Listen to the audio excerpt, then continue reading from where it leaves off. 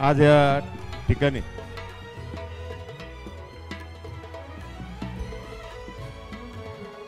अतिशय संघर्षमय प्रवास करून ज्या पदापर्यंत पोहोचलेले आहेत ते अमित गोरखे यांना वाढदिवसाच्या शुभेच्छा देण्यासाठी आपण उपस्थित आहोत। शुभेच्छा देण्यासाठी आपले सर्वांचे खासदार श्रीरंगाप्पा बारणे असतील, शत्रुघ्नजी अध्यक्ष काटे असतील, आदरणीय थोरात सर असतील, सर्वच मान्यवर असतील, विविध क्षेत्रातील मान्यवर असतील, शैक्षणिक असेल, राजकीय असेल, सामाजिक असेल। या ठिकाणी बऱ्याच ठिकाणी होर्डिंग लावलेले आहेत।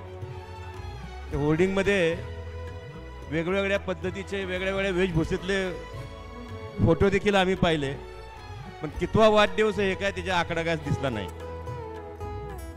पण ती पद्धत आहे राजकारणामध्ये आणि कला क्षेत्रामध्ये, वय कुणी सांगत नसतं, पण वय आणि कर्तृत्व याचा काही संबंध नसतो। कर्तृत्वानं माणसं एवढी उंचीनं मोठी होतात। आपल्या संघर्षमय वाटचालीतून वाटचाल करत असताना पाय जमिनीवर ठेवून काम करणं खूप अवघड असतं। त्या कालखंडामध्ये त्या वेळेस त्या संगतीनं कोण लोक बरोबर आहेत यावर भविष्य आपलं अवलंबून असतं। हे शहर कोणत्या व्यक्तीचं नसतं, कोणत्या पक्षाचं नसतं, हे शहर नागरिकांचं असतं। आणि त्या शहरामध्ये विविध पक्ष असतात, राजकीय पद्धत आपापल्या पद्धतीने काम करत असतात। पण ज्यावेळेस अशा एखादा व्यक्ती कर्तृत्व आपल्या शून्यातून विश्व निर्माण करून काहीतरी स्वतःला सिद्ध करतो, आमदारपद घेऊन येतो, त्यावेळेस तो गौरव पक्षाचा नसतो, तो शहराचा असतो।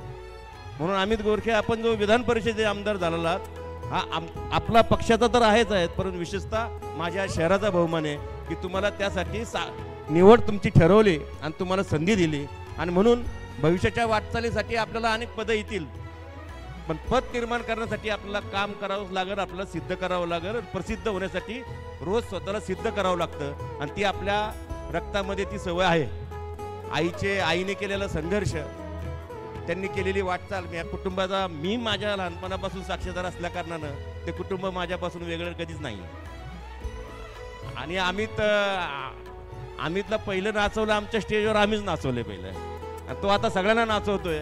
त्यामुळे हे अशी जी तुझी वाटचाल आहे, ह्या सगळ्या पद्धतीनं तुम्ही काम करत असताना फक्त एक सांगतो की बऱ्याच वेळा लहान वयामध्ये पदं मिळाल्यानंतर बऱ्याच वेळा पाय जमिनीवर राहत नाहीत। मी अनेक लोक अशी पाहिलेली आहेत, पण शॉर्टकटचा कट लगेच होतो, अशी माणसं राजकारणातनं गायब देखील झालेली आहेत। आणि जमिनीवर पाय नसलेली माणसं या ठिकाणी भविष्यामध्ये त्यांचं काही शिल्लक राहत नाही। म्हणून अमित इतिहासामध्ये झालेल्यांची कोणची पुनरावृत्ती भविष्यात होऊ नये म्हणून वर्तमानमध्ये सदैव तत्पर राहून या शहराच्या नावलौकिकात भर टाकण्यासाठी आपण सदैव काम करत राहावं। आमच्यासारखे मित्र जाहीर तर पाठिंबा आहेच। आता निवडणुकीत कधी काय होते काय नाही ते मला माहीत नाही, पण व्यक्तिगत अंतकरणापासून मी आयुष्यभर तुझ्याबरोबर आहेच आहे। आणि हे सगळं करत असताना ह्या शहराच्या नावलौकिकात भर टाकण्यासाठी जे म्हणून काय करता येईल, कारण का तुमची ताकद आहे, तुमची सत्ता आहे, या सत्तेच्या माध्यमातून माझ्या शहराला काय आणखीन देता येईल।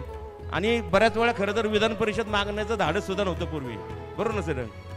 पूर्वी विधान परिषद आपल्यासारखीने मागणं म्हणजे धाडस नव्हतं। एकदाही विधान परिषद मिळाली नाही पिंपरी चिंचवड शहराला, आणि आता एवढी दिलेली आहे की आता खऱ्या अर्थानं पिंपरी चिंचवडची दखल घ्यायला लागले राज्य पातळीवर इतर पक्षांनी। आणि त्यावेळेस म्हणजे चुकून एकदा विधान परिषद मिळली, पण ती बंडखोरी करून मिळाली, म्हणजे लक्ष्मण भाऊंनी त्या टायमाला बंडखोरी करून मिळाली होती। आणि नंतर आमचा 2009 साली व्यवस्थित कार्यक्रम केला, तो कार्यक्रम आमचा केला।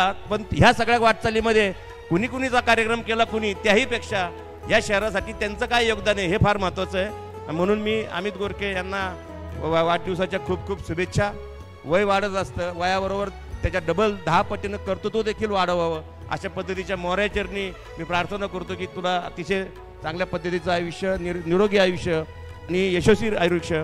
आणि आणलंच चुकून कधी काही कुणाच्या आयुष्यामध्ये होईल सांगता येत नाही, पण पिंपरी चिंचवड हे स्वप्न अजूनही अधुरे आहे की पिंपरी चिंचवड शहराला मंत्रिपद कधी मिळालं नाही, आणि ते तुझ्या रूपाने मिळावं अशा पद्धतीच्या भावना व्यक्त करतो। माझे 2 शब्द. धन्यवाद. त्यानंतर भारतीय